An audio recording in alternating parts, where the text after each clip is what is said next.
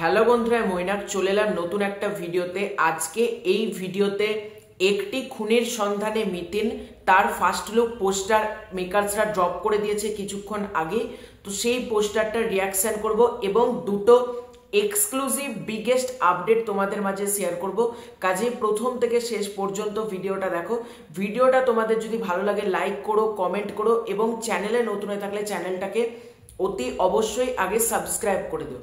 সবার ফার্স্টে যদি মিতিন একটি খুনির সন্ধানে এটাকে নিয়ে যদি পোস্টারটা রিয়াকশন দিই, তো এই পোস্টারটা কেমন হলো দেখো। কোয়েল মল্লিক রিসেন্টলি আমরা স্বার্থপরে দেখলাম, তার পারফরমেন্স যথেষ্ট ভালো ছিল এবং স্বার্থপর এই ছবিটা ম্যাক্সিমাম দর্শক দেখতে গেছে শুধুমাত্র কোয়েল মল্লিককে দেখবে বলে। সুতরাং তার তো একটা ফ্যান ফলোয়িং রয়েছে এবং মিতিন মাসি সেটার একটা ফ্র্যাঞ্চাইজ ভ্যালু রয়েছে এবং একটি খুনির সন্ধানে মিতিন। এবার তোমরা যদি বলো এর গল্পটা কেমন, দেখো মিতিন মাসির এই গল্পটা সম্পর্কে আমার বিশেষ কোনো ধারণা নেই, তাই গল্প সম্পর্কে আমি বলতে পারবো না।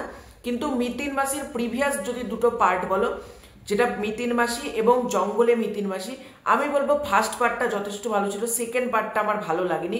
সেকেন্ড পার্টটা অনেক দিক থেকে আমার মনে হচ্ছে দুর্বল স্ক্রিন প্লে ওয়াইজ। আমি তখন রিভিউতে বলেছিলাম যে পার্টগুলো মিতিন মাসির খারাপ লেগেছিল।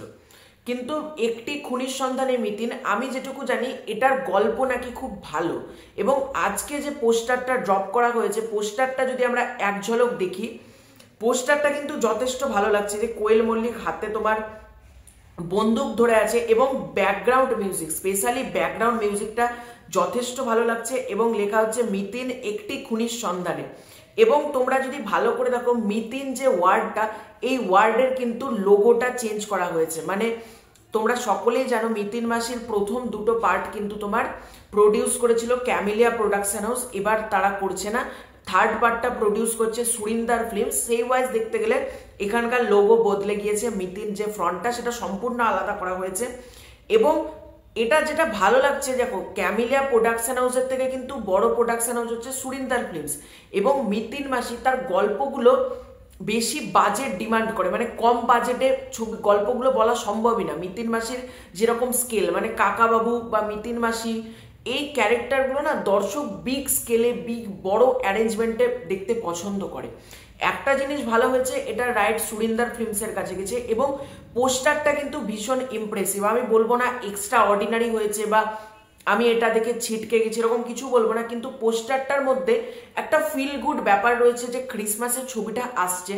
ছবিটার কিন্তু প্রথম পোস্টারে একটা প্রমাণ করছে যে ছবিটা মারাত্মক কিছু হতে পারে।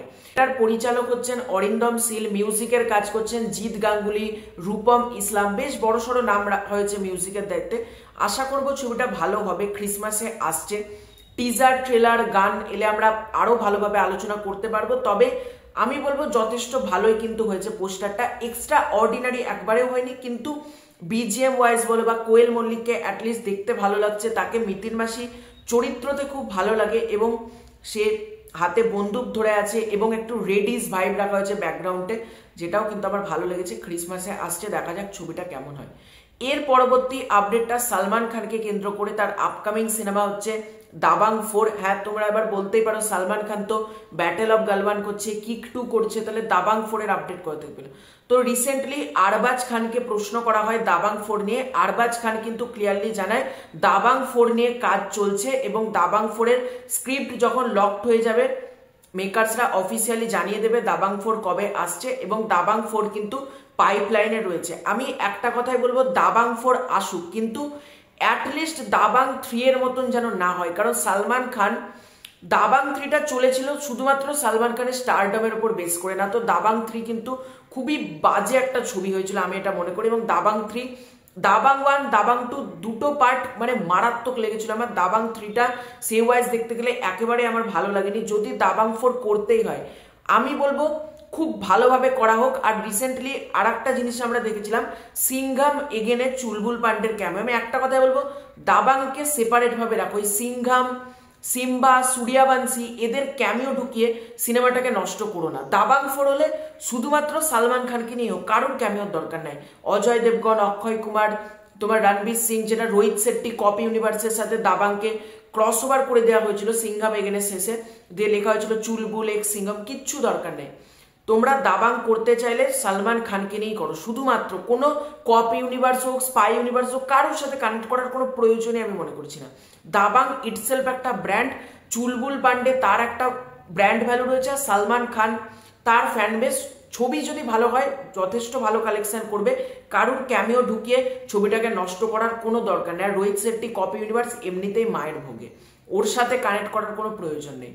তো দেখা যাক দাবাং 4 কবে আসে। তো সালমান খানের হাতে এখন ব্যাটেল অফ গালওয়ান রয়েছে, কিক 2 রয়েছে, বজরঙ্গি ভাইজান 2 রয়েছে, দাবাং 4 রয়েছে। দেখা যাক কোন ছবিগুলো কবে আসে। এবং টাইগার ভার্সেস পাঠান এই ছবিটা খুব সম্ভবত সেলফড হয়ে গিয়েছে আমি যেটুকু শুনেছিলাম। এর পরবর্তী আপডেটটা মেগাস্টার শাকিব খানের সিনেমা সোলজারকে কেন্দ্র করে। সোলজার তোমরা অলরেডি জানো, সোলজারে মেগাস্টার শাকিব খানের অপোজিটে থাকতে চলেছে তানজিন তিশা, এবং তার একটা পোস্টারও মেকার্সরা কিছুদিন আগে ড্রপ করে দিয়েছিল। সোলজার নিয়ে যেটা বড় আপডেট সেটা হচ্ছে সোলজারে যুক্ত হয়েছে কন্টেন্ট ক্রিয়েটার রাকিন আবসার, তাকে সোলজার ছবিতে অভিনয় করতে দেখা যাবে। দেখো মানে এটা বাংলাদেশের কাছে খুবই বড় একটা ব্যাপার, এবং বাংলাদেশের যারা কন্টেন্ট ক্রিয়েটার রয়েছে তাদের জন্য খুব বড় ব্যাপার যে রাকিন আবসারের মতন একজন কন্টেন্ট ক্রিয়েটারকে মেগাস্টার শাকিব খানের সোলজারে দেখা যাবে।